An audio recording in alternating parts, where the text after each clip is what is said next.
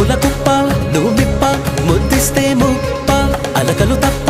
ఏం గొప్ప చనుపిస్తే తప్ప సరసకు చేరిన సరసపు సెగలకు సతమతమవుతూ ఉన్నానే గురుతులు చెరగని గడసరి మనసున గుసగుసలెన్నో విన్నానే